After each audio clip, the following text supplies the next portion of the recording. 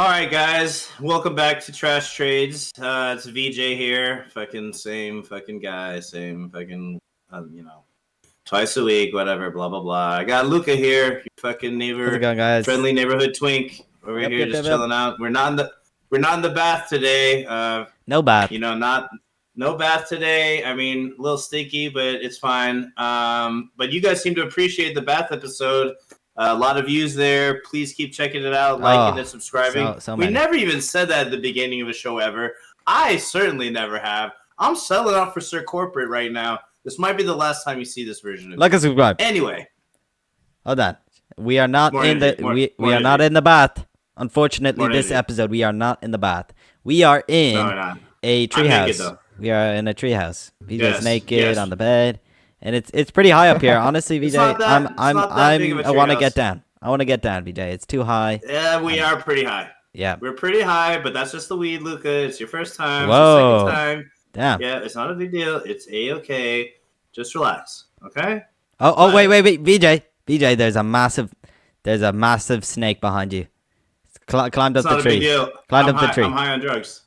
It's fine. Okay.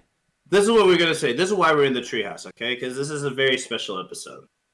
It's a very special episode because we have another friend in the treehouse. We couldn't be in the studio, even though we don't have a studio. He's in here. Completely capping, completely. Why did you? But we are in the treehouse. Yep. And we are pretty high. Not sure if it's the things or the actual height. And, both. We're just trying to stay away from the other peeps and have a nice little show here. Our friend today, his name is Nade. Nobody knows his real name except us. Yep. Nade, would you like to say hi to the fanzos? Fanzos. Hello, everyone. I'm Nade. I'm a 17-year-old trader from England. Oh. And too many of those. Yeah. I'm not gonna Too many of those on this show. I'm not from England. Started to delve into ICT a little bit. Oh, okay. Okay, I like that. We all love a bit of ICT's old cheeks. We all love to clap those a little bit. Whoa! Straight away. Nade with the guest. Straight away. Nade first guest and straight away with the ICT clapping the cheeks. That is gotta be censored. You gotta need a beep. Actually, you know what? We'll keep it uncensored for the Real OG fans. Real OG fans have got they've got to keep it $4.99 a month to see that exclusive Nade phrase what he's just said right there. Anyway, Nade is a great friend of ours, the trading Discord scene. 17 years old, from England, like you said. And yeah, we're very happy to have him on. We appreciate him having him on. He's gonna bring us some trashy ass trades.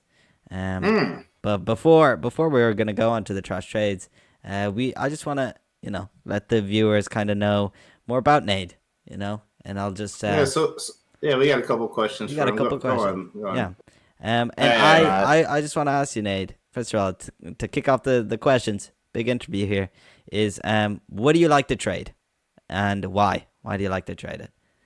So what do you trade day by day? Is it ES and Q? I only trade NQ because I've kind of been trading the indexes my whole life, and then like NQ, in my opinion, it moves better than ES, just because it's a bigger ticker, so it moves more points in a move, and the numbers change more often, so it kind of feels smoother, which is why I trade it. I agree. I like it. 100%. I don't think, Luca, you don't really trade NQ, right? You're a spy guy. I do trade NQ. I trade QQQ options. So I do dibble dabble here and there. You know me. Oh. You know me. Yeah. Okay. How are you liking the QQQ? By the way? It's different. I really feel that QQQ is a lot faster, even on options. If you trade QQQ options, really? Complain, spy, you really got to scale down. It's crazy. Really? As Nade said, that it's a lot more accurate. You see those videos of trading, and the candlestick goes up and down so fluidly. That's not ES. That is NQ. And NQ is it moves very fast. And in both directions, it can be quite hectic and quite difficult to trade at times, rather than ES.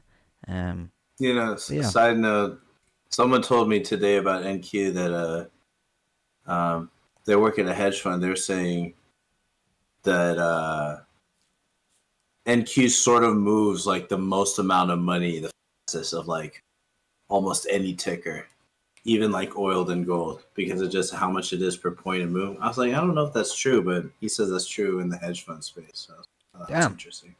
That is very interesting. Yeah, so I was like, oh shit, so I trade the craziest thing? Great. Right. Yeah. All right.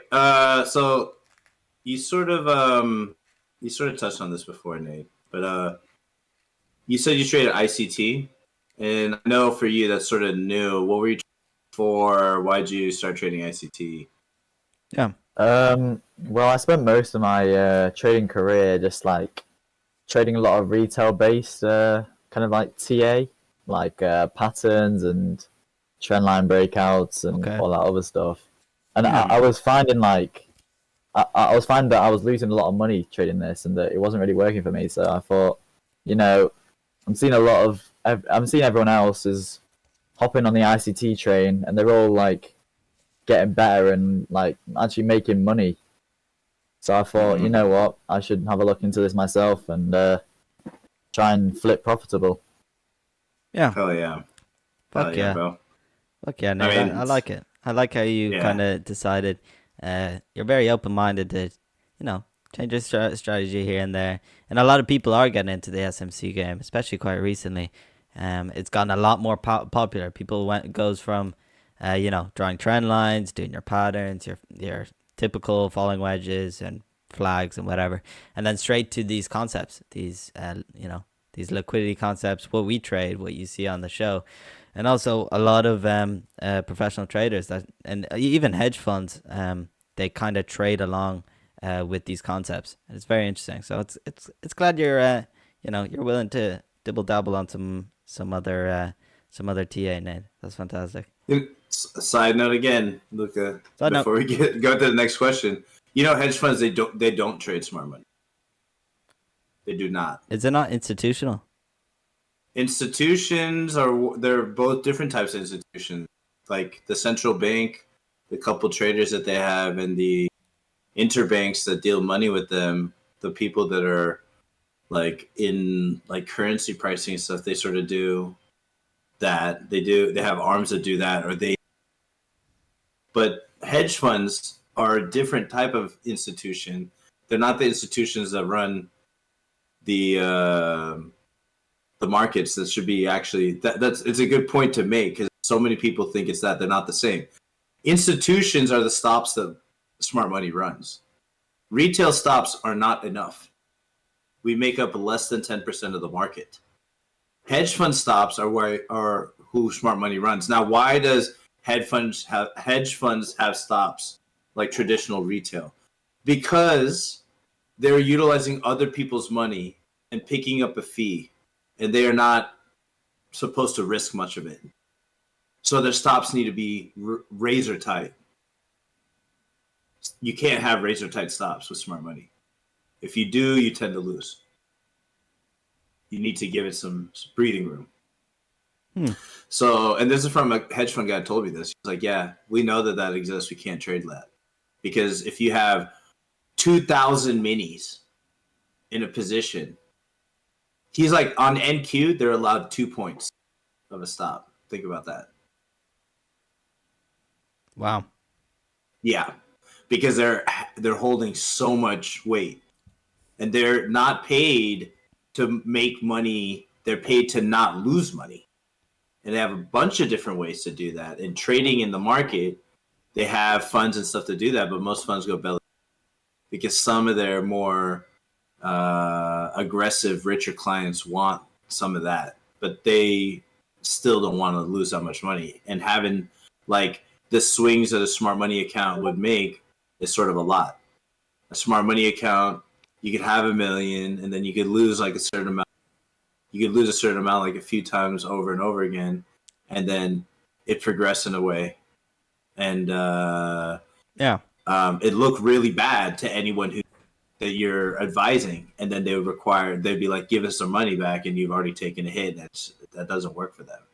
For us, we have to understand, and any trade can turn out any different way. So you must understand that, and you might have like 5, even maybe 10, sometime in your lifetime, losing trades in a row, even when we're super excellent. And hedge fund trader, if they were trading smart money, would get fucking fired by the second one, maybe the first, because it's too many points. They're not allowed to lose that much money. So those institutions, their stops are who smart money runs. Very interesting. Okay. Yeah, because they are the ones with the money that they can run. And they're always sitting there at these spots, and they move them because they want to keep the gains. Because really what they make, hedge fund managers, is the fee from the management fee from the customer. Yeah. So they don't want anything else but that. Give us as many assets to manage, and we'll take 0.35%. We won't lose it because we want your money here. We'll just keep taking the 0.35. So they won't chance it. It's a different type of business. Gotcha. Sorry. Yeah, we got into another thing, but it should be clear. Yeah. It's one of the most major things. 100%. Go ahead. And another question I want to ask you, Nade, is excuse me, what got you into trading, Nade? What's opened the door to decide that you're gonna go into trading and learn these concepts? What really interested you to bring you into the trading game?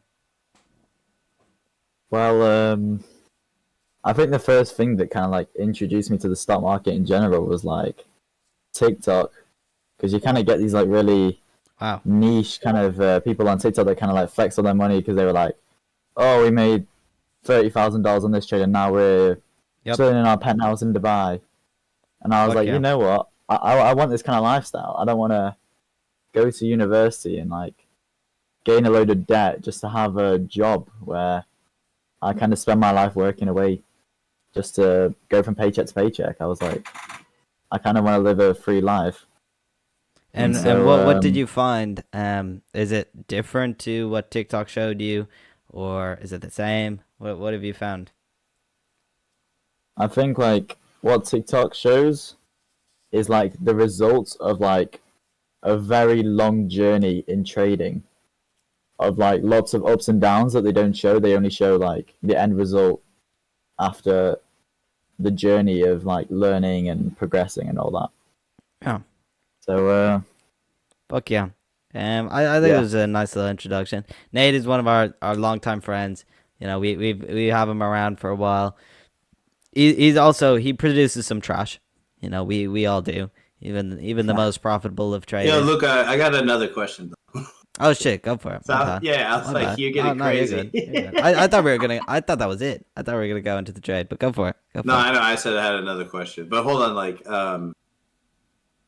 So okay, yeah. No, the question that you asked, that does handle both of these. But here's a question though: before we get into your trash trade, do you have any trading trips for any of the trash traders who might be listening?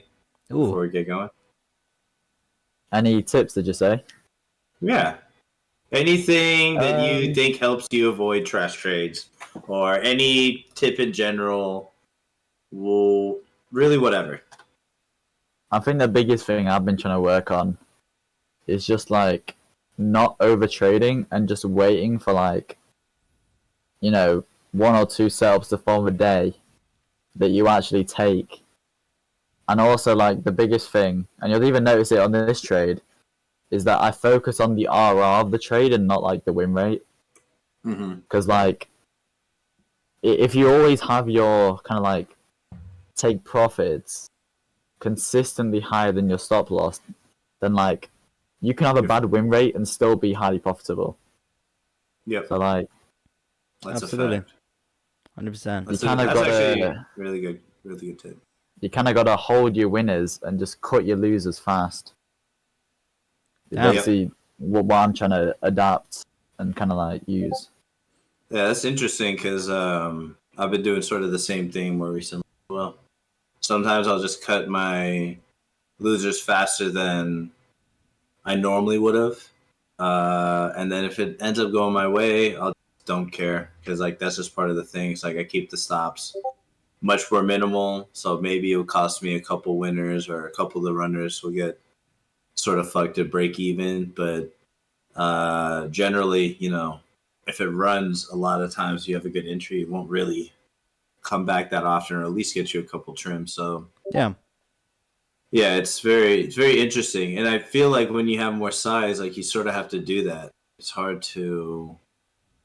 It's easy to let like micros sort of fly and have like 20, 25 point stops, but when you have like a bunch of minis, people say, "Oh yeah, I don't have a stop loss. I'll let this shit like wig through and whatever." It's like, yeah, but then if you just blow a hole in your port until you have a port that's not like that.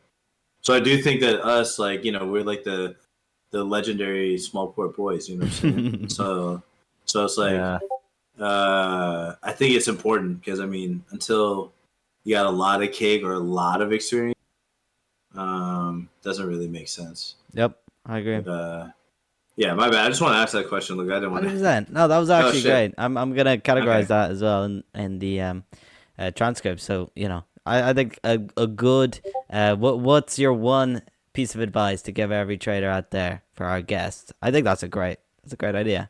And honestly, Nade brought up a great point. I think every trader can really relate to the fact that your risk reward and the conflict between your risk reward and your win rate is very difficult.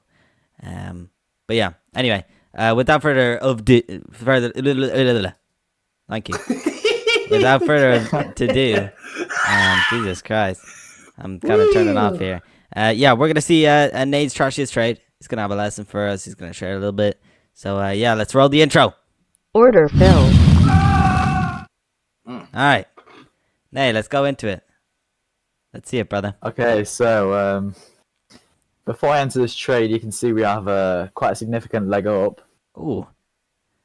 And what I didn't notice at the time of the trade is like we're creating all these imbalances as we got this like major leg here.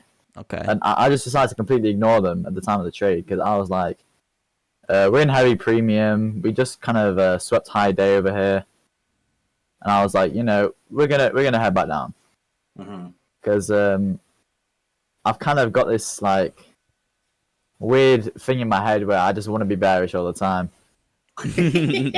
Yeah, we talked about this before. This is absolutely every time Nade comes with us, he crawls back in the server, whatever. We talk to him, and in the price is been a bullish day, run day. We're like, Nade, are you red? And he's like, always, yeah. He's always trying to catch the top. But he doesn't really do that. It's just we make fun of him for it. But yeah, continue, Nade. What were you saying? Sorry, I didn't mean to interrupt. Didn't mean to interrupt there with my fucking rant. Continue, brother. My bad. Yeah, I was just like watching this sweep. I was like, thinking, we could see lower prices, and so I entered this short position here. And right there. So was that because of a sweep from high day? Did you feel like what was your PT in mind? What was your price target in this trade? So I was aiming towards like this kind of that low short-term to intermediate-term low that we created. Okay. I was aiming towards that. And that's low a day. If everyone can't tell, it's low a day. Yes, it is. Am I right? Yeah. For New York session. So I Nade a low a day. Yeah, by the way, it's a classic Nade target.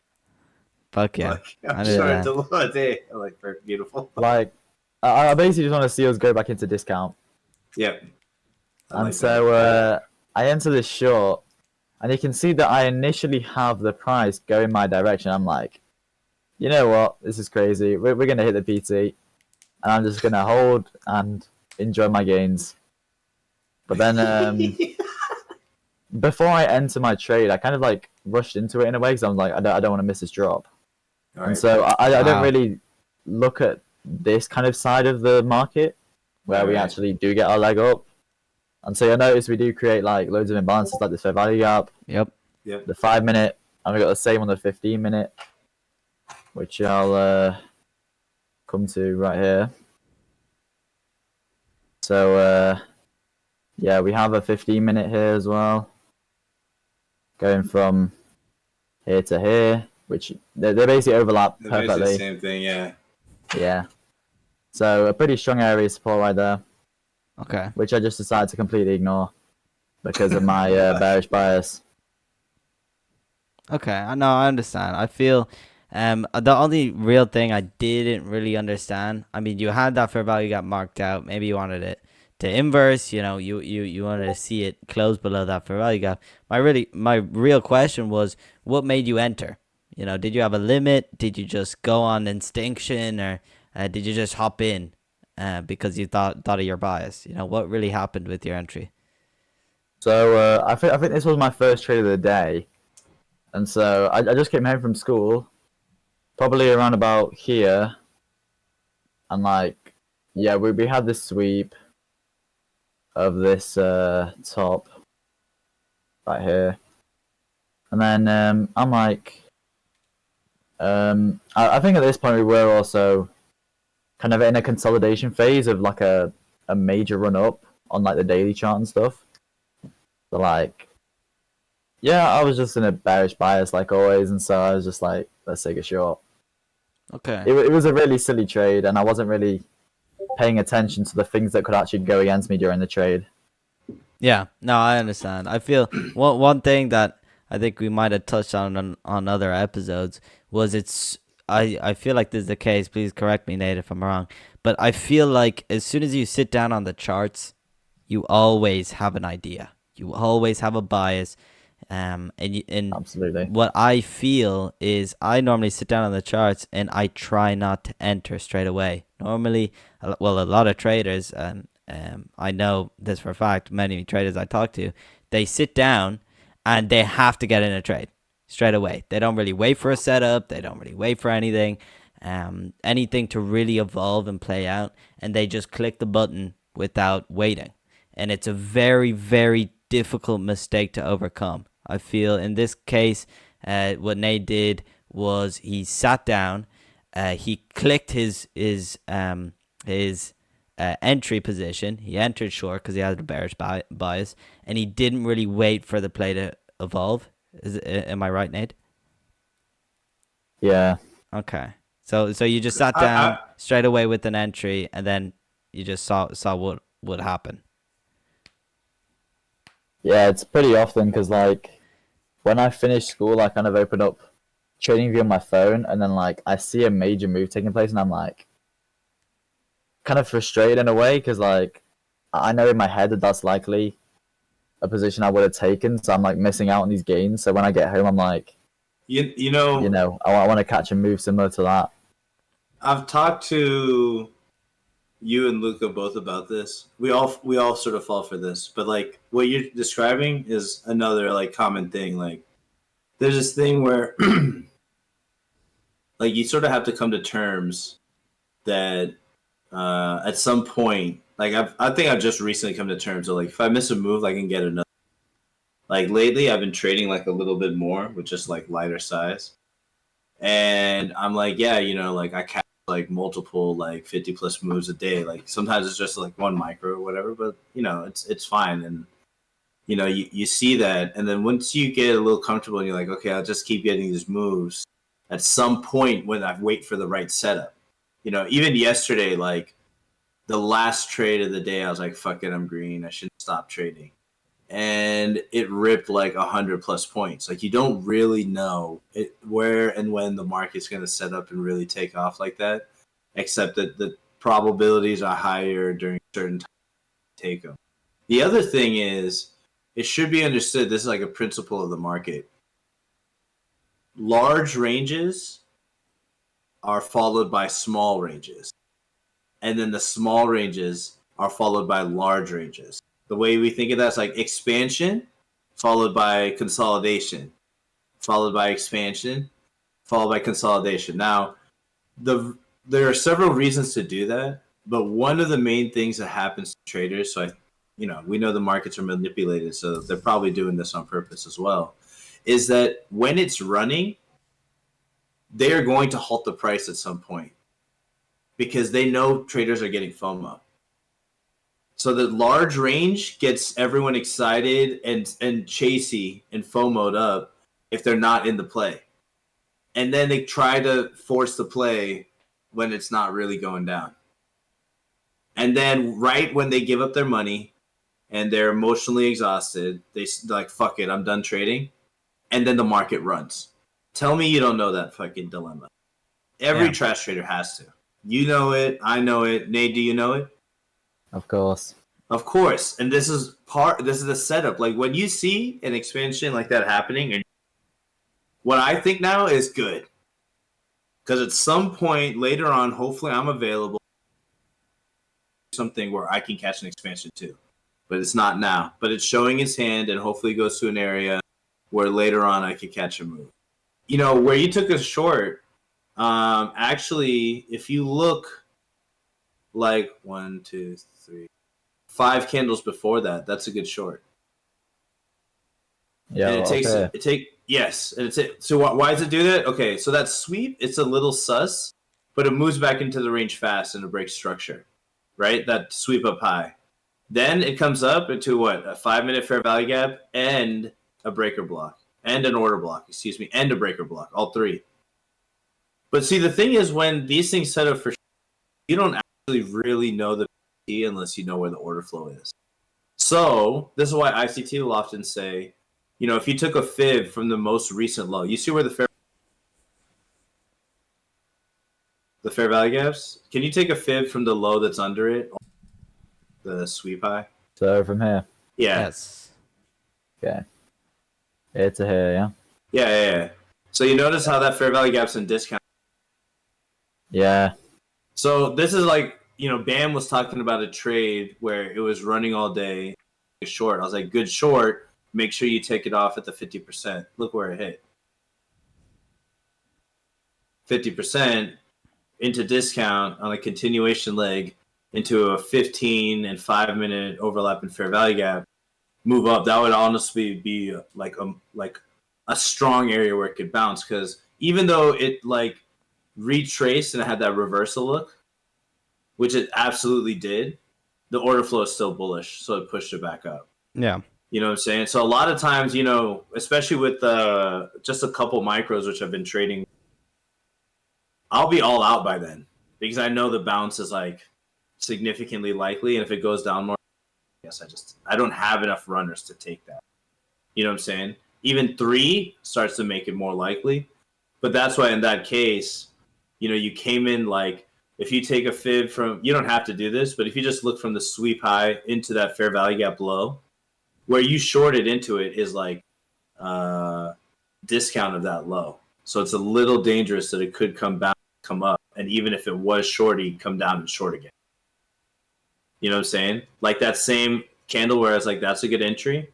Another good entry would be if it came and swept that into that same area and then dumped again. That often happens. But, you know, it didn't really do that. So, but honestly, here's another thing too. Like the 5-minute, those wicks, right? You see how there's wicks on the move down to the downside, bouncing up, right? Yeah. But then you see the sweep up high. There isn't a wick like that. So on the 1 minute, sometimes sweeps look like that, right? But on like the 5 and up, I noticed they mostly have that wick look because it's faster. It'll look more like a wick because it's more time, and that move in and out of the range, you want to be fast. So you see how those wicks coming down, I'd already be on the way down. I'd be like, Just like you would be, imagine if you're in shorts in that one, every time you saw it, it keeps bouncing. It would be a little rough. Yeah. But I sort of like your reasoning for play. Like, it did look like that. It's just, you came in late. You just have to wait. See, honestly, I feel like you really did a lot of things wrong. I don't really feel like it was just what I kind of specified previously on the sitting down and trading. I really feel that you really realistically had no trading plan. I mean, this is not personal or anything. I just educationally, I feel that in this trade, Nade, to be honest, first glance at this trade, you really didn't have any structure to setting a trade. Like, to be honest, if you're looking at these price targets, it's ridiculous. I mean, it's really straight to low a day. You are anticipating the whole day to turn around as low a day. So realistically, in this trade, it can go your direction, right? It can keep going and keep going and keep it going, but it can just come back and hit your stop pretty easily. And also the stop loss, I just want to specify that it can be a good stop loss placement. It's just I feel like you put it at just a recent high. You know, you didn't really. That's a good point. You didn't really in my trading plan. What I look for is I look for high resistance liquidity. So I want a sweep, a massive liquidity sweep to put my stop at. So I see the rate on liquidity. That's a good stop loss placement. Where can I get an entry? Okay, it created a fair value gap. We've got equal lows as a price target. So straight away, I would enter on the fair value gap, stop on the high resistance liquidity. I know I will not get stopped out. And then I can aim further down for, your low a day in this sense, or maybe even lower at these times. I feel one of the most crucial mistakes you made in this case was you straight away, you looked at the chart, you entered the trade. That's the first thing you got wrong. Not only did you enter the trade, but you didn't really have your fundamental bias done previously. If you had your fundamental bias done previously, you can see that we're in discount on the 0.5. We're in this fair value gap. We're kind of in an iffy position, but you just rushed in and straight away enter the trade. And I feel like it's very common. It's not just you that does this, Nate. I do this all the time, more than I want to admit. But it's very common for traders to rush in and not really have a trading plan. It's very destructive to your win rate and your risk to reward. I feel like if you are just edging to trade, you just want to trade, the whole day, and then you sit down at the charts and straight away you click a button, that's not good risk management.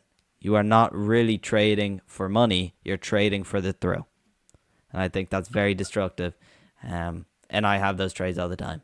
Same with everyone. I definitely understand the rushing into the trade. I think I would agree on, Nate. The keeping the stop too tight. I mean, you'll see ICT and even sometimes me now keep our stops in that area because we want to be in trades where the order flow is clean, and fast.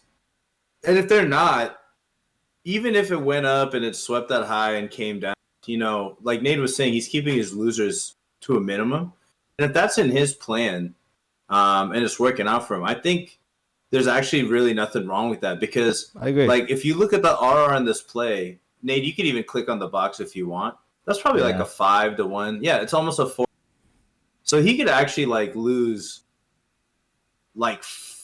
almost 5 of those or 4 of those and be fine. In my opinion, the stop is too tight, but that's mostly because his entry is not the best. And Nate, would you agree that you could have waited for the entry, even if when I was saying maybe the sweep of that previous one, even if you waited there and up at the sweep high, it's actually a tighter stop. Do you see what I'm saying, Nate? Yeah. So it's sometimes. Go ahead. I was just gonna mention this stop loss wasn't me setting a limit order at this level. Yeah. I manually closed out once we got to around this area because I was okay, yep. It's clear that we don't want to go down, and so this is just a losing trade. So I do feel that's another mistake though.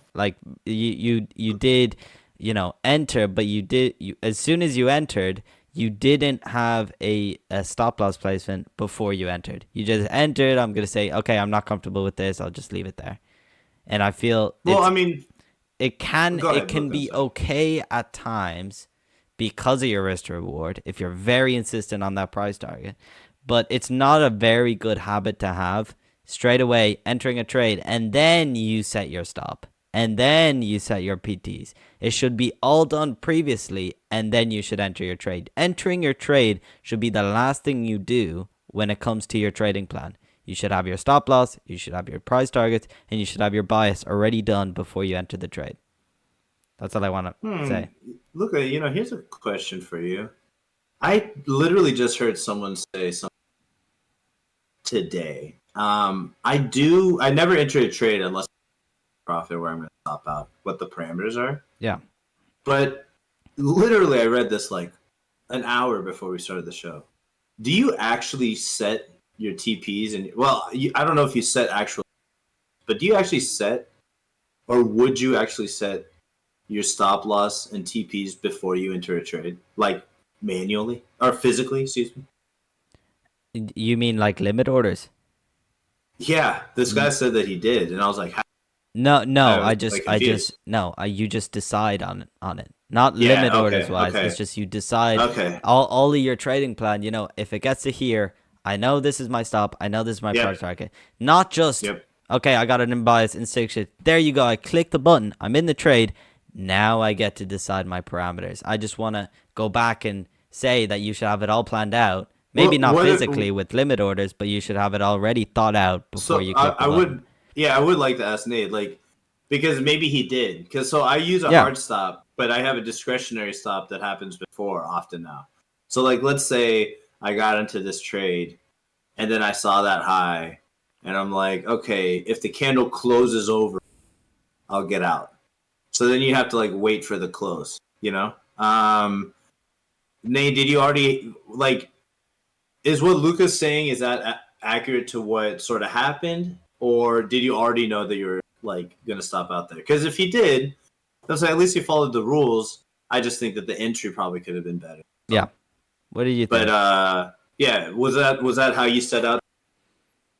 I feel like well, yeah, for a lot of my trades, I would kind of have a stop loss area in mind, which I would press the close button if it does get in that area. Okay, but in this case, Nate, did you have the stop already planned out, or when you entered, then you set your stop loss? I think in this case, as far as I remember, it wasn't planned out. Okay, I understand. Yeah, so it happens. Yeah, it was a bit of a mess. Yeah, gotcha. So Luca was right. Listen, I feel like fine. By the way, that's a good point.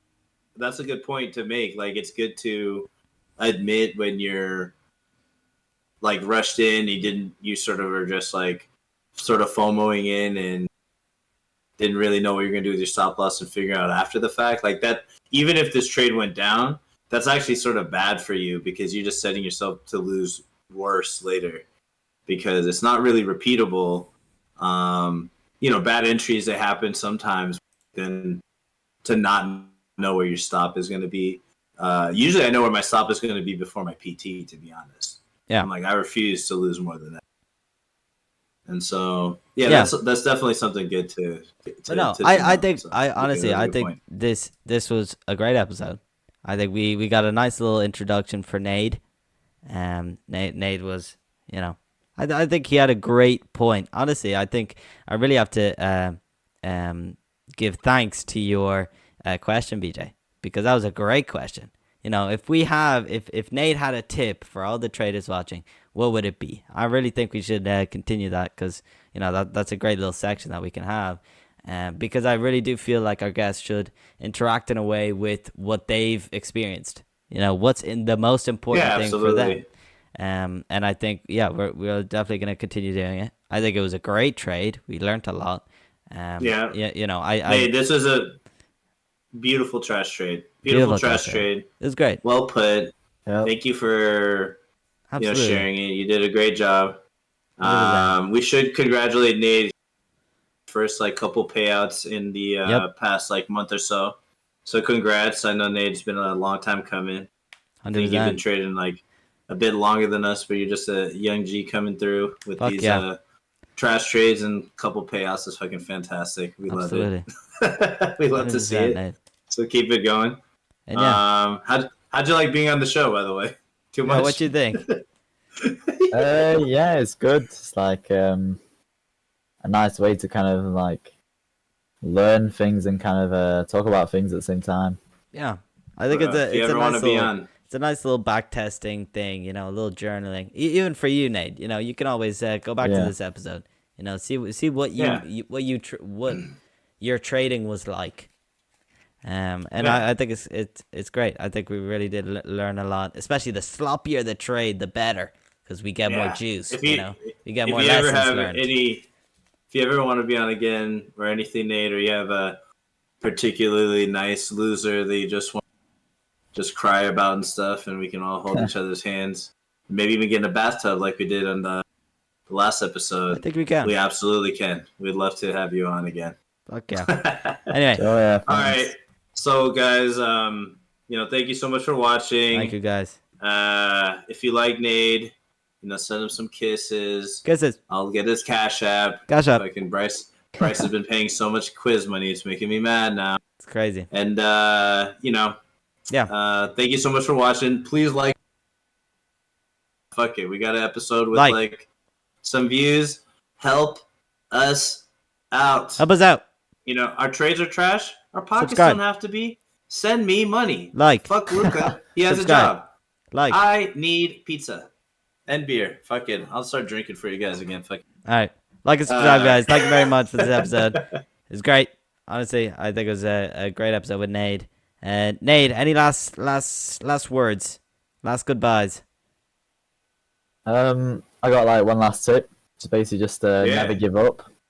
Because I've gone through many blown accounts and blown evals and lost money, and if you keep pushing, you'll eventually reach a point where things get better. And absolutely, a nice little clap for Nade.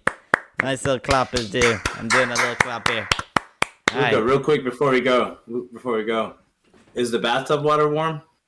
I'm getting it warm. I have no salts though this time. So fantastic. We're out of here. Love you guys. Hey, thank you guys. So subscribe. See you guys.